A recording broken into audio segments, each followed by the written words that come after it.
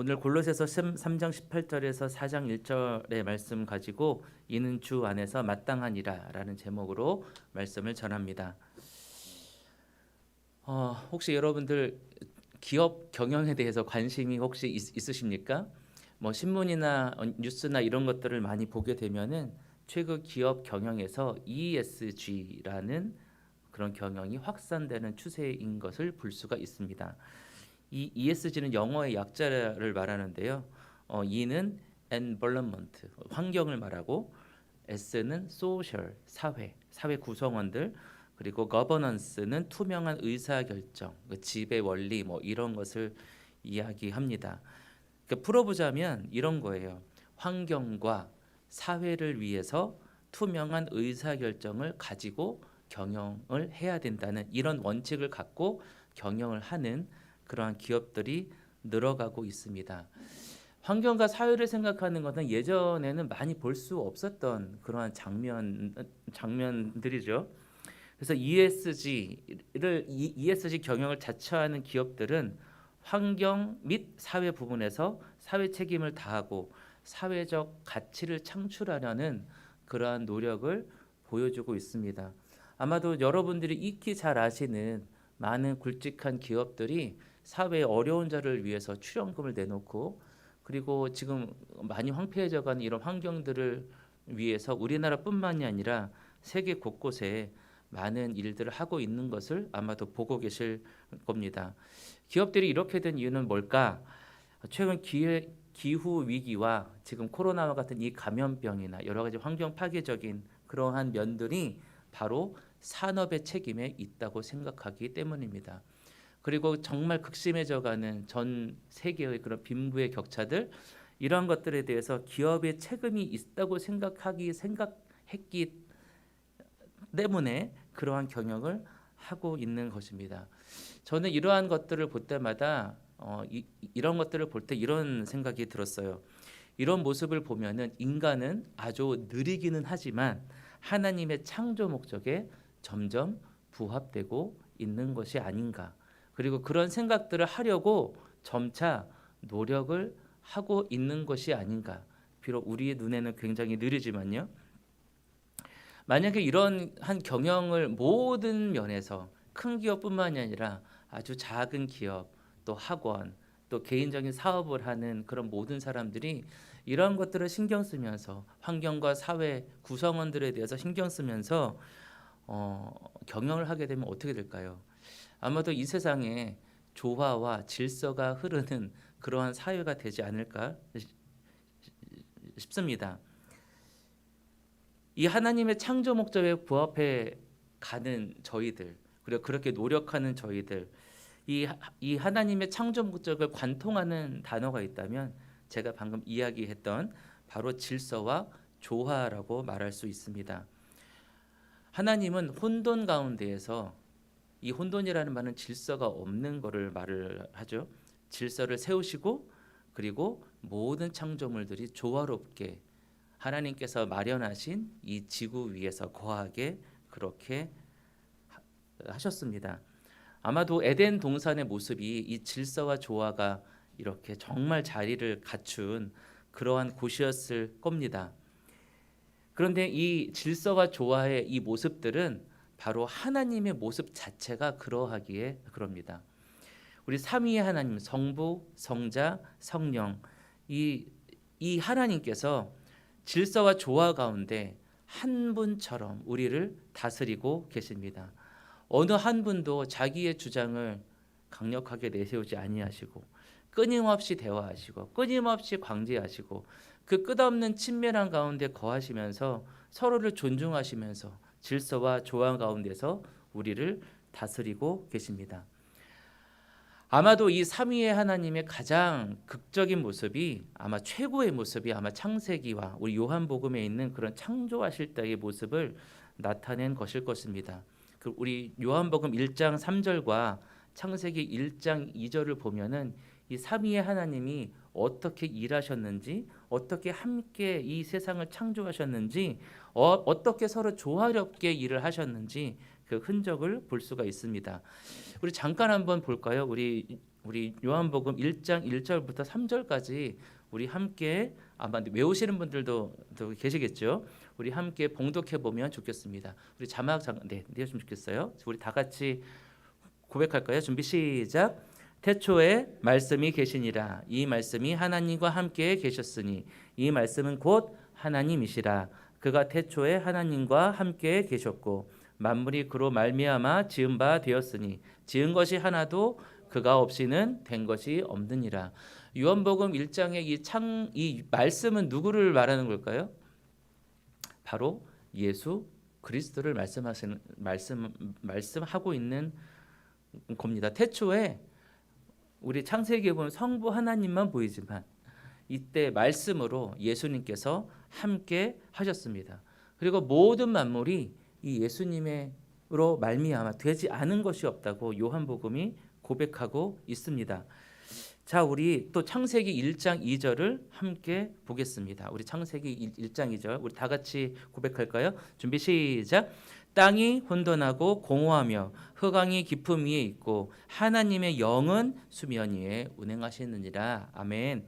이 하나님의 영은 무엇을 말할까요? 바로 성령님을 의미합니다. 이 요한복음과 창세기를 보면 이 삼위의 하나님께서 누구 하나도 치우침이 뭐지 없으세요. 이 세 분의 하나님이 함께 정말 한 분처럼 이렇게 삼위의 이 하나님께서 정말 조화롭게 창조하셨음을 볼 수가 있습니다. 그리고 이 삼위의 하나님은 정말 질서가 분명히 있으십니다. 우리 아마 그거에 대한 극적인 장면이 아마도 예수님이 겟세마네 동산에서 기도하실 때 모습일 겁니다. 우리 마태복음 26장에 우리 하나님이신 성자 예수님은 바로 할 수만 있다면 이 잔을 돌려달라고 우리 하나님께 기도하셨습니다. 그리고 더불어 원하시면 그 뜻에 따르겠다고 그 뜻에 순종하셨습니다. 자신의 그 마음과 의지를 누르시고 성부 하나님의 뜻에 순종하신 것이죠. 그때 성령님은 어디에 계셨을까요? 예수님의 마음 가운데 계셨죠. 예수님 안에 계셨습니다. 그때 성령님이 무엇을 하셨을까요? 예수님의 그 고통과 함께 하시면서 이 예수님께서 그 하나님의 뜻 앞에 순종할 수 있도록 우리 예수님을 도우셨을 겁니다. 이러한 모습들 속에서 이 삼위의 하나님이 조화 가운데에서도 그 질서가 분명히 있음을 우리는 확인할 수 있습니다. 그 삼위의 하나님의 모습 그대로 우리의 이 세상이 창조된 것입니다. 그래서 우리의 이 사회 가운데에는 분명 조화와 질서가 있어야 할 줄로 믿습니다. 예수님께서 그렇게 순종하심으로 인해서 우리는 예수님을 믿기만 하면 하나님은 우리가 예수를 믿음으로 말미암아 하나님께서는 죄 있는 우리가 죄 없다고 여겨주시고 우리를 하나님의 자녀로 삼아 주십니다. 하나님께서 그렇게 우리를 죄 없다고 여겨주시기에 우리는 하나님 앞에 갈 수 있고 그리고 골로새서의 선포처럼 새 사람을 입은 하나님의 자녀 그리고 하나님 나라의 백성이라는 그 신분을 갖고 이 땅 가운데 살아갈 수 있습니다. 그래서 예수님을 믿는다는 것은 정말 참으로 놀라운 사건입니다. 우리 그리스도인이 된다는 것, 예수를 믿는다는 것, 우리의 신분이 이제 이 땅 가운데 있는 어떤 한 백성이 아니고 우리 하나님 나라의 백성. 좀 더 쉽게 말하면 우리가 여러 나라를 갈 수 있는 여권의 국적이 대한민국이 아니고 하나님 나라 이렇게 박히는 것과 똑같습니다. 오늘 본문에 보았던 우리 이러한 예시들은 바로 하나님 나라의 백성으로서 이 땅에서 우리가 이루며 살아가야 할 평강의 공동체의 모습들인 줄 믿습니다. 우리 골로새서 3장의 흐름을 살펴보면은 우리가 이것을 짐작할 수 있습니다. 우리 3장 앞부분에서 바울은 땅에 속한 것을 버리고 하늘의 것을 바라보라고 선포합니다. 그리고 하늘에 속한 사람이 어떻게 변해야 할지를 아주 자세하게 이야기하지요. 그리고 여기 지금 여기에서 변해야 할 바로 그것이 바로 바울이 말하고 있는 그것이 바로 거듭난 사람으로 가져야 할 하나님의 성품들을 말하고 있습니다. 우리 10절을 잠깐 볼까요? 바울이 이렇게 선포합니다. 새 사람을 입었으니 이는 자기를 창조하신 이의 형상을 따라 지시기까지 새롭게 하심을 입은 자니라. 아멘. 여기 10절에 말하는 형상은 창세기 1장 27절에 인간은 하나님의 형상을 따라 지으셨다는 그 형상을 말하는 것일 것입니다. 여기서 형상이 뭘까요? 하나님의 모습을 따라서 우리를 지었다는 것일까요? 하나님이 우리와 비슷한 모습으로 계시다는 걸까요? 여기에서 형상은 바로 하나님의 성품을 말합니다. 하나님께서는 우리에게 무언가 나누어 주셨는데 그것을 성경이 형상이라고 말하고 있는데 하나님께서는 우리에게 하나님의 성품을 나누어 주셨습니다. 바로 그것이 이 골로새서에 말하고 있는 새 사람을 입은 자들의 모습이죠. 그러면서도 하나님은 하나님께서 많이 가질 수 있는 그 고유한 성품은 우리에게 나누어 주실 수 없었습니다. 우리 하나님께서 가지고 있는 고유한 성품이 뭘까요? 고유한 특징이 뭘까요? 바로 하나님만이 가지고 계신 것은 하나님은 전능하시고 그리고 불변하시고 그리고 무한하신 분이십니다. 그것은 절대 하나님만 가질 수 있으신 거예요. 전능은 뭘까요? 무엇이든지 할 수 있다는 거겠죠. 전혀 거침이 없으시다는 거죠. 불변은 뭘까요? 시간의 구애를 받지 않으시는 분이라는 겁니다. 그럼 무한은 뭘까요? 바로 공간의 제약을 받지 않으신다는 거죠.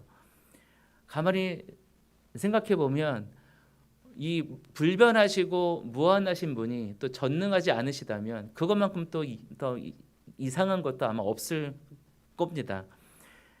이 불변함 또 무한함 그리고 전능하신 이 하나님께서 우리에게 자신이 갖고 계시던 그 성품을 나누어 주셨습니다. 그리고 그렇게 하나님의 성품을 가지게 된 이 세 사람을 입은 사람들이 한 몸이 되어서 15절에 평강과 감사가 흐르는 공동체, 이 공동체 안에 늘 평강과 감사가 흐르라고 선포하고 있습니다. 자, 이렇게 고백하면 그 다음에 어떤 말이 나와야 할까요? 바로 그러한 공동체에서는 어떠한 모습을 갖고 있는지 대한 한 예시가 나와야겠죠. 바로 오늘 바울이 이야기한 우리가 지금 읽은 이 부분이 바로 거듭난 사람들이 어떠한 모습으로 살아가야 하는지 그 예시를 들고 있습니다. 바울이 세 가지의 관계에 대해서 이야기하고 있죠. 남편과 아내와의 관계, 그리고 부모와 자녀와의 관계, 그리고 종과 주인과의 관계를 말하고 있습니다. 이것을 한 공동체로 말하면은 뭘까요? 저는 이 세 개의 관계가 우리 이 바울이 살았을 때는 가정이라는 곳에서 모두 다 있다는 생각이 들었습니다. 당시 로마 사회에서 그죠? 종을 가지고 있는 바로 그러한 가정에서는 이 세 가지 모습이 모두 다 들어있을 겁니다. 자, 지금은 그런 일들이 별로 없으니까 이걸 두 부모로 나눈다면 어떻게 될까? 아마도 가정과 일터가 될 것입니다. 그럼 왜 바울은 이러한 관계를 이야기하는 걸까요? 왜 남편과 아내, 또 부모와 자녀, 그리고 종과 또 주인, 그리고 두 가지로 나눈다면 가정과 일터에서의 그런 모습을 왜 예시로 들고 있는 것일까? 가정과 일터는 우리 삶을 통해 하나님 나라가 들어야 할 곳이라고 이야기하고 있는 것입니다. 말하자면 바울은 우리의 그 모든 일상에서 하나님의 백성으로서 어떻게 삶의 모습이 드러나야 하는지 오늘 이 말씀을 통해서 바로 이야기하고 있는 것이죠. 이 본문을 보면서 먼저 우리는 크게 두 가지를 먼저 기억하면서 본문을 보았으면 좋겠습니다. 첫 번째는 바울은 강한 자, 약한 자, 이 어느 한편에서 이 말씀을 전하고 있지 않습니다. 당시 로마 시대를 생각해 보면 여자, 아이, 종은 사람이 아니었습니다. 그저 물건이었고 언제든지 다시금 또 구하면 되는 그렇게 여겨졌던 그러한 존재들이었습니다. 대부분의 사람들은 이 여자와 아이와 종이 해야 할 의무만을 강조하던 그러한 시대였습니다. 그러나 바울은 여자, 아이, 종에게만 어떻게 하라고 권면하는 것이 아니고 상대적으로 강한 남편 그리고 부모, 주인들에게도 똑같이 권면하고 있습니다. 그리고 두 번째는 남편, 부모, 주인에 대한 이 권면이 약한 자들에 대한 권면보다 조금 더 강한 것 같습니다. 자, 아까 전에 제가 방금 이야기했던 이 사회를 상상해 본다면 이 남편과 부모와 또한 주인들에게 바울이 이렇게 이야기했을 때 그 사람들이 얼마나 강력한 메시지로 와닿았을지, 아니 어떻게 저런 이야기를 할 수 있지? 라는 그런 마음으로 받아들였을지 상상해 보게 됩니다. 이 전제를 한번 기억하시면서 오늘 본문을 보겠습니다. 먼저 18절 우리 함께 보겠습니다. 준비 시작. 아내들아 남편에게 복종하라. 이는 주 안에서 마땅하니라. 아멘.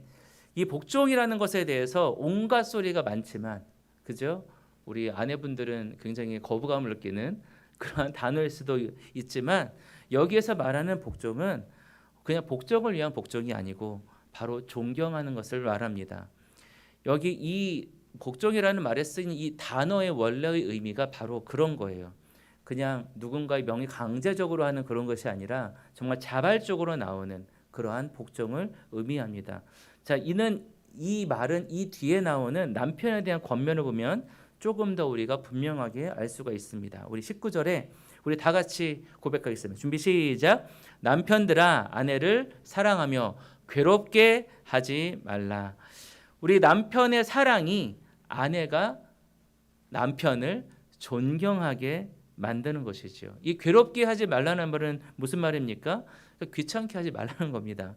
이 아내와 남편에 대한 권면 중 무엇이 더 우선할까요?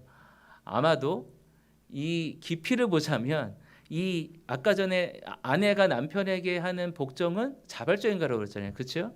무엇에 대한 자발적인 걸까요? 바로 남편이 아내에게 했던 이 사랑과 괴롭게 하지 않는 것에 대한 자발적인 존경과 존중일 겁니다. 남편이 훨씬 더 먼저 어렵죠, 사실은. 이 아내의 이 복종은 바로 우리가 그리스도의 사랑 안에 대한 보답으로 자연스럽게 순종하듯이 사랑해주는 그 남편에게 자연스럽게 나타나는 행동임을 우리는 알 수가 있습니다. 그리고 오늘 바울은 이러한 모습이 바로 하나님 나라의 백성으로서 그리고 새 사람을 입은 사람으로서 우리가 이 가정 안에서 남편과 아내와의 관계에서 드러날 것이라고 말하고 있습니다. 사실 이러한 모습들은 바로 구원받은 부부 가운데에서 가장 먼저 드려야 할 열매임을 우리가 기억해야 할 것입니다. 구원받은 가정, 구원받은 부부의 관계. 그래서 구원이라는 것이 결코 관념이 아닙니다. 구원은 이론도 아니고 그렇다고 지식도 아닙니다. 구원받았다. 다시 말하면 중생, 다시 태어났다. 우리 골로새서의 표현대로 하자면 새 사람을 입었다라는 이러한 의미가 무엇을 전제로 하는 것이냐 하면 바로 내 안에 그 관계들 안에 바로 새로운 생명이 내 속에 들어왔다는 것을 전제로 합니다.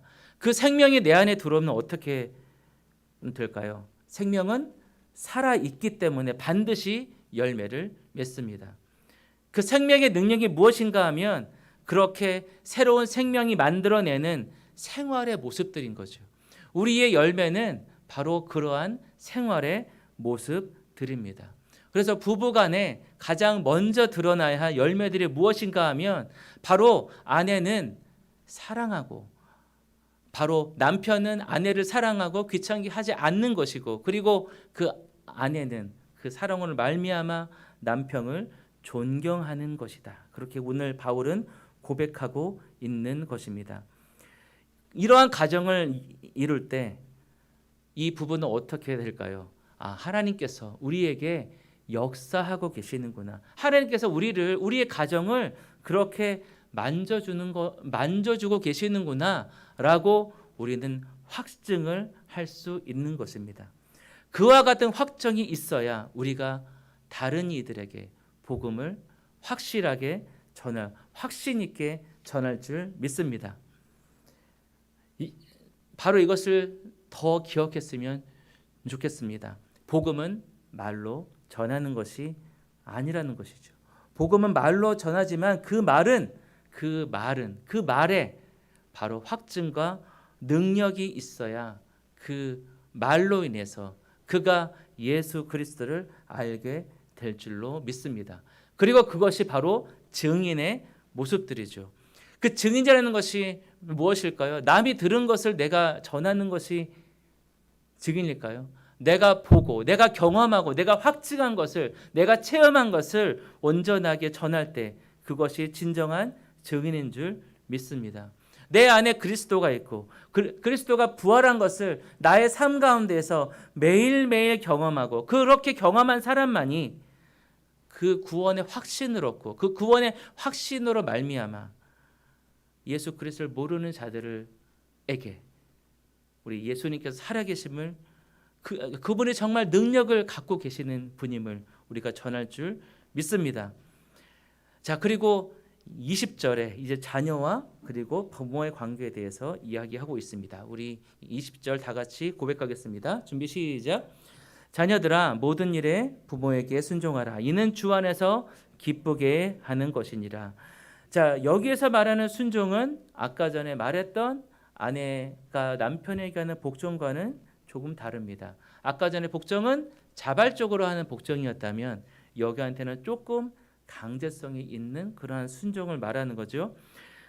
자, 우리 가만히 생각해 보면 하나님께서는 모세에게 십계명을 주실 때 이미 부모에게 공경하라고 우리에게 명령하심을 기억하고 계실 것입니다. 우리가 부모에게 순종하는 것은 다른 이유가 뭐지 아니지요. 이는 주 안에서 기쁘게 하는 것이라고 그랬습니다. 그것이 바로 우리가 주님을 기쁘게 하는 방법인 줄 믿습니다. 자, 그리고 이 부모는 어떻게 해야 될까요? 바로 21절에 이렇게 고백하고 있습니다. 아비들아, 너희 자녀를 노엽게 하지 말테니 낙심할까 함이라. 아멘. 자녀들을 노엽게 하지 말라. 사실 이 말에는 굉장히 많은 의미가 들어 있는데요. 자, 이 말을 조금 길게 풀 수도 있지만 조금 쉽게 말하면은 이 자녀가 부모에게 자신의 생존을 의존하고 있다고 해서 그 자녀의 인격을 모독하거나 그리고 그의 인성을 짓밟거나 하는 짓을 부모가 하지 말라는 것입니다. 우리가 사회생활을 한번 생각해 보세요. 내가 다른 사람에게 상처를 입히고 결례를 범한다고 하면은 그 관계가 온전한 관계가 될까요? 바로 부모와 자식 간에도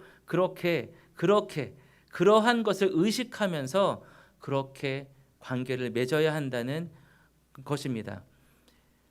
그런데 부모와 자식 간에는 이러한 원칙을 어기기가 참 쉽죠. 내 자녀를 정말 쉽게 대하기가 쉽고 아닌가요? 네. 요즘에는 가정에서 가장 높은 위치가 자녀인가요? 네. 어찌 되었든지 간에 이 자녀에게는 내가 그렇게 하기가 쉽지가 않습니다. 부모가 굉장히 참아야죠.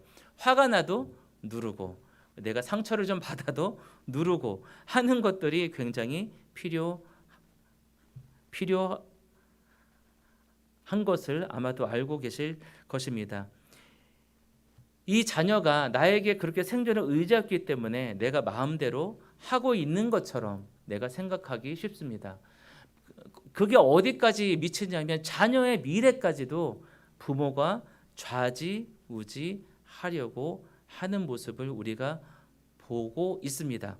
그러나 우리가 꼭 기억해야 할 것은 그 아이를 세상에 보낸 것은 하나님이 보내신 것이지 결코 내가 아닙니다. 그럼 나는 부모는 뭘까요? 바로 그 아이를 섬기기 위한 도구로 사용되어지는 것이죠. 그래서 내가 자식을 낳았다고 해서 자식은 내 마음대로 할 수 있는 것이 아닙니다. 물론 이 자녀가 우리에게 맡겨진 이상 주의 자녀로 양육해야 되기 때문에 가르치고 훈육하고 때로는 회초리를 들고 하는 것들이 필요하겠지요. 하지만 분명한 것은 자녀는 일정 기간 동안 우리에게 맡겨진 존재입니다. 일정한 시간이 지나면 우리의 곁을 떠나서 독립적인 생활을 하게 되겠지요. 자, 그러면 이 자녀의 진정한 주인은 누굴까요? 바로 하나님께서 자녀의 주인이시며 생명의 주인인 줄 믿습니다.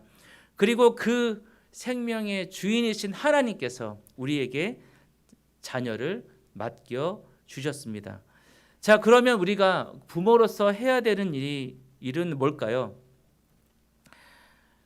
자, 우리가 부모로서 해야 되는 일은 이런 거지요. 하나님께서 이 아이에게 어떻게 역사하고 계시는지, 그리고 이 아이에게 어떠한 달란트를 주셔서 이 세상 가운데 쓰게 하시려고 하는지를 끊임없이 관찰하고 기도하며 자녀를 살펴서 이 자녀가 그러한 방향으로 갈 수 있도록 열심히 섬겨주는 것, 바로 그것이 부모가 해야 하는 일인 줄 믿습니다. 이제 영원한 하나님 나라에 가면은 이제 더 이상 부모와 자식 간의 관계가 아니죠. 부모와 자식 간의 관계는 우리의 육신의 관계로 그냥 끝나버립니다. 그래서 우리가 자식을 볼 때에 존경해야 할 하나님의 피조물로 존중해주고 그리고 이해시키고 그리고 조심하게 그렇게 해야 하는 것입니다. 그렇게 할 때 우리가 자녀를 노엽게 하지 않는 것이죠. 이것이 얼마나 위대한 가르침인가요? 이것을 생각해 보면 이 바울이 우리가 지금 현대 심리학에서 하는 그런 많은 것들을 이 한 문장으로 말하고 있는 것 같습니다. 자, 그리고 나머지 22절 그리고 25절에서는 이제 종들이 바로 주인에게 어떻게 해야 되는지 말하고 있습니다. 제가 한번 제가 보겠습니다. 종들아 모든 일에 육신의 상전들에게 순종하되 사람을 기쁘게 하는 자와 같이 눈가리만 하지 말고 오직 주를 두려워하여 성실한 마음으로 하라. 무슨 일을 하든지 마음으로 다하여 죽게 하듯 하고 사람에게 하듯 하지 말라. 이는 기업의 상을 주께 받은 줄 아나니 너희는 주 그리스도를 섬기느니라. 불의를 행하는 자는 불의의 보응을 받으리니 주는 사람을 외모로 취하심이 없느니라. 그리고 상전들에게는 이렇게 권면합니다. 상전들아 의와 공평을 종들에게 베풀지니 너희에게도 하늘에 상전이 계심을 알지니라. 아멘. 이 말씀의 중심에 흐르는 말이 뭘까요? 이 말을 여러 가지 말로 구절구절 풀어서 설명할 수도 있지만 이 구절에 흐르고 있는 것은 무엇인가 하면 바로 나의 주인이 누구인지를 명확하게 알아야 한다는 것입니다. 그리고 주인은 자기가 종임을 명확하게 알아야 합니다. 내가 절대 주인이라고 생각해서는 안 됩니다. 우리 바울이 정확하게 권면하고 있죠. 너희에게도 하늘에 상전이 계심을 알지니라. 이 말씀이 우리에게 주는 이 성경에 있는 이 말씀이 특정한 시기에 특정한 환경 속에서 주어졌던 말씀을 우리가 생각한다면 우리 22절에서 25절에 나오는 이 사람들에게 바로 이렇게 생활하지 못했던 그러한 종들이 많았던 것 같습니다. 눈가림을 하는 그런 종들, 그리고 불의를 행하는, 그죠? 불의를 행하는 종들이 많았던 것 같습니다. 자, 무엇이 더 어려울까요, 여러분? 이 종들이 이렇게 하는 게 어려울까요? 아니면은 이 상전들이 의와 공평으로 종에게 베푸는 것이 더 어려울까요? 제가 이 말씀을 이 구절을 살펴보기에 전제로 드렸던 것과 같이 이 상정들이 종을 의와 공평으로 대하는 것이 더 어려울 것입니다. 그저 내 뜻대로 하기가 굉장히 쉽죠. 내가 좋아하는 사람은 더 잘해주고 더 좋아하지 않는 사람에게는 마음이 절로 가지 않는. 그래서 이 주인은 내가 결코 주인이라고 생각해서는 안 됩니다. 그 위에 계신 주님이 종인 나를 어떻게 부리고 있는가를 늘 생각하면서 자기가 그 종을 부리고 그 자신도 그 내 위에 계신 주인이 나를 어떻게 위하시는가를 끊임없이 기억하면서 종을 부리고 다른 사람을 대하라는 것입니다. 그렇게 되면 종은 눈 가림으로 하지 않고 진심으로 주께 정말 주님께 대하듯 주님께 대하게 되겠지요. 우리 갈라디아서와 많은 성경의 구절들 가운데 이제는 종과 주인의 구분이 없다고 하였는데 이 말씀대로 한다면 이 본문에 있는 이 말씀대로 종과 주인이 그렇게 한다면 종과 주인의 구분이 있을까요? 이 말씀대로 한다면 우리가 그렇게 하나님 모습을 드러낸다면 이미 그 가운데에는 종과 그 주인의 그런 관계는 없는 것입니다. 주인이나 종이나 똑같은 사회의 구성원이 되는 것이지요. 오늘날의 이 회사와 그리고 직원과의 관계도 마찬가지일 것입니다. 고용주는 나는 종을 부리는 종이라는 마음을 가지고 내 위에 계신 나의 주인 되신 하나님이 나를 어떻게 다루시는가를 주의 깊게 살피면서 그리고 그렇게 나의 직원들을 대하고 또 그 직원들은 또 나의 상사 또 나의 오너들을 그렇게 정말 주님이 옆에 계시는 것처럼 내가 정말 주님이 옆에 계시는 것처럼 그렇게 섬긴다면 바로 그 가운데 정말 공평과 그리고 평강과 감사가 흐르는 그런 공동체의 그런 모습들을 드러낼 줄로 믿습니다. 사랑하는 성도 여러분, 이 모든 관계 속에 무엇이 있었죠? 바로 하나님께서 이 땅을 창조하실 때 있었던 하나님, 이 삼위의 하나님께서 갖고 계시는 조화와 질서가 있음을 우리는 볼 수 있습니다. 바로 이 하나님 나라는 세상이 혼란스러운 질서와 조화가 회복되는 곳입니다. 그리고 하나님께서는 오늘 바로 그 하나님 나라가 가장 먼저 이루어져야 할 곳이 어딘가 하고 말씀하고 계시는가 하면 바로 그것이 가정이라고 말씀하고 계십니다. 부모와 자녀와의 관계, 그리고 부부와의 관계, 그리고 종과 주인과의 관계들 속에서 그 관계들 안에서 우리 가정과 일터에서 바로 이 조화와 질서가 회복돼야 될 줄로 믿습니다. 그래서 저는 이 본문을 볼 때 이 18절의 뒤에 있는 이 바울의 이 선포가 늘 뒤에 따라다니는 것 같았습니다. 이는 주 안에서 마땅하니라. 우리 한번 이렇게 한번 해봤으면 좋을 것 같아요. 제가 앞에 있는 우리 이 바울의 권면을 말하면 여러분들께서는 이는 주 안에서 마땅하니라 이렇게 선포하는 겁니다. 자, 먼저 18절부터 한번 해보겠습니다. 아내들아 남편에게 복종하라. 이는 주 안에서 마땅한 것이라. 남편들아 아내를 사랑하며 괴롭게 하지 말라. 자녀들아 모든 일에 부모에게 순종하라. 이는 주 안에서 기쁘게 하는 것이니라. 이는 주 안에서 마땅하니라. 아비들아 너희 자녀를 노엽게 하지 말지니 낙심할까 함이라.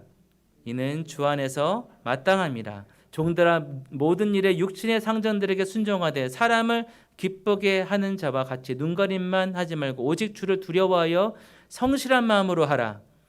이는 주 안에서 마땅하니라. 무슨 일을 하든지 마음을 다하여 주께 하듯 하고 사람에게 하듯 하지 말라.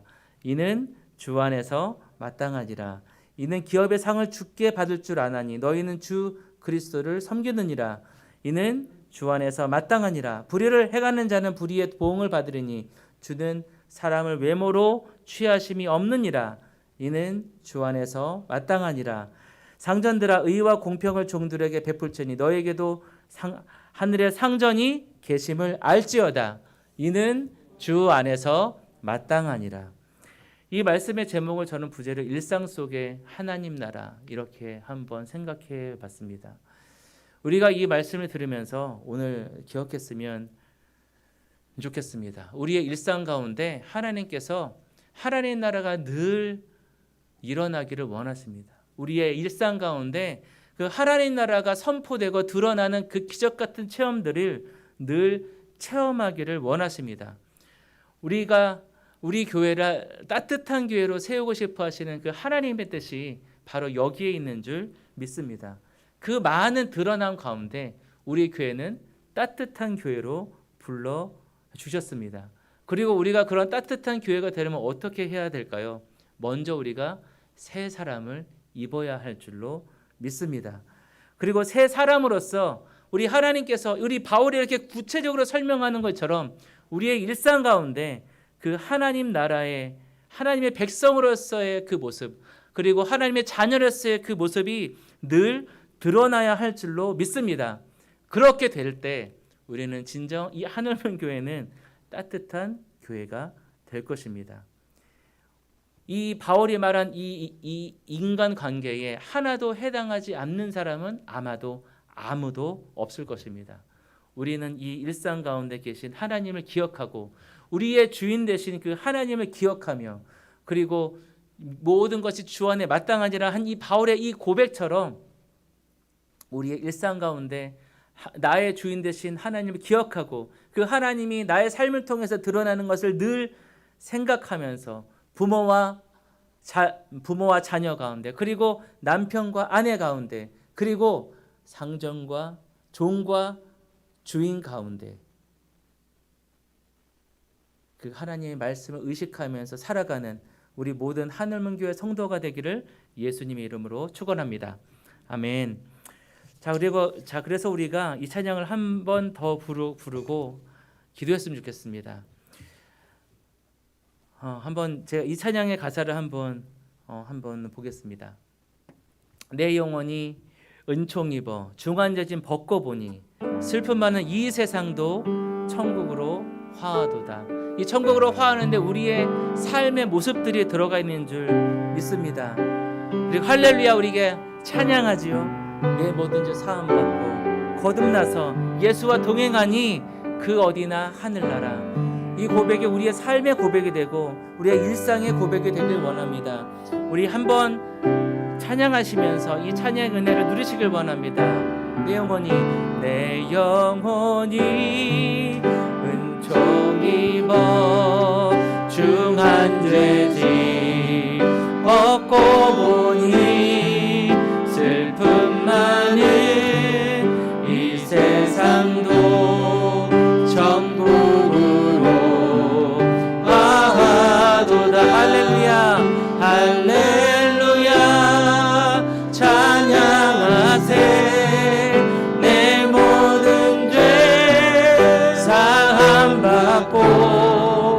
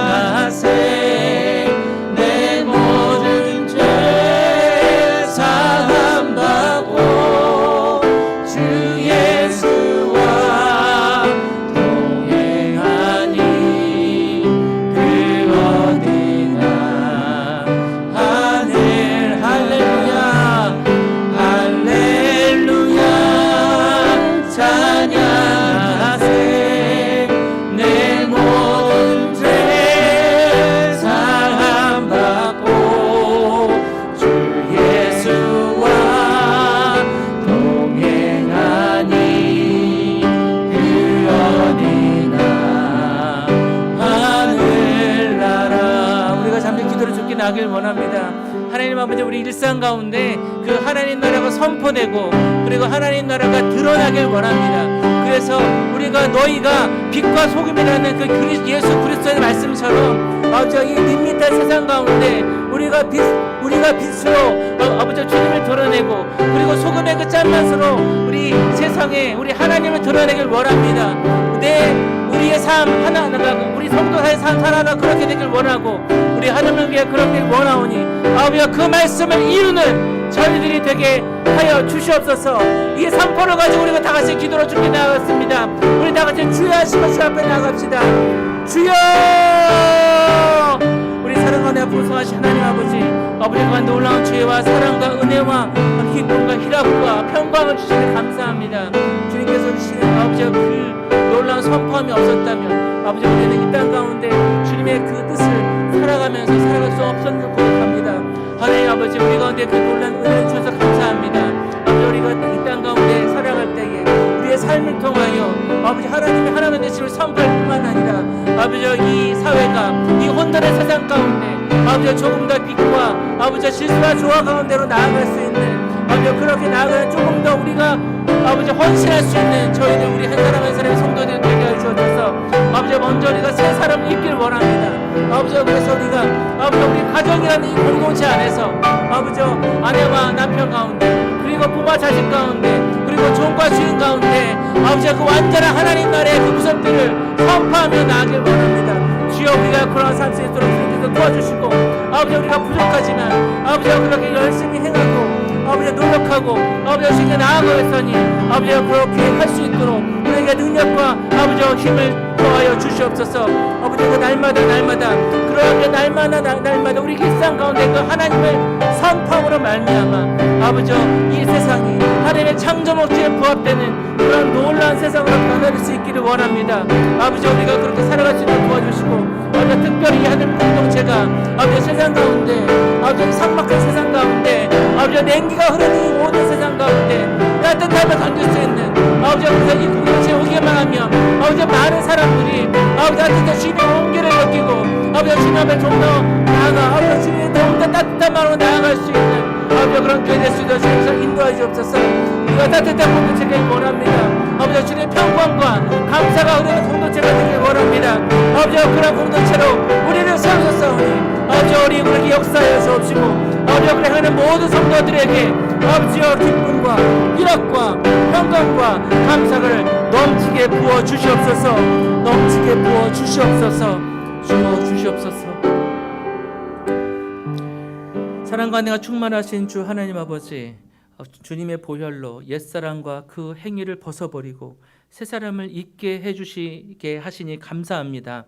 하나님의 형상을 따서 새롭게 된 사람으로서 하나님께서 허락해 주신 이 인생길에서 만나는 사람들에게 그 관계들 속에서 우리가 때로는 순종하고 때로는 복종하고 때로는 희생하고 때로는 사랑하고 때로는 주님께 하듯 대하고 때로는 노엽게 하지 않고 그리고 의와 공평으로 대하는 우리 성도들 한 사람 한 사람이 되게 하여 주시옵소서. 아버지와 그래서 우리의 일상 가운데 하나님 나라를 늘 선포하는 우리 하늘문 교회 성도가 되기를 원합니다. 새 사람을 입기를 원합니다. 새 사람을 입은 그 성도로서 우리 하늘문 교회가 주님께서 원하시고 바라시는 공동체가 되는데 함께 헌신하며 나아가는 한 사람 한 사람이 되길 원합니다. 아버지 오늘 우리를 이 말씀의 앞에 부르셨으니 우리가 이 말씀을 우리의 일상 가운데 이루게 하여 주시고 혹시 우리가 부족하더라도 결코 포기하지 않도록 우리에게 그렇게 우리를 강하게 역사하여 주시옵소서. 오늘 이 말씀 주신 우리 주님께 감사드리며 이 모든 것 우리 살아서 역사하시는 우리 사랑과 은혜가 넘치시는 예수 그리스도의 이름으로 감사히 기도드립니다. 아멘.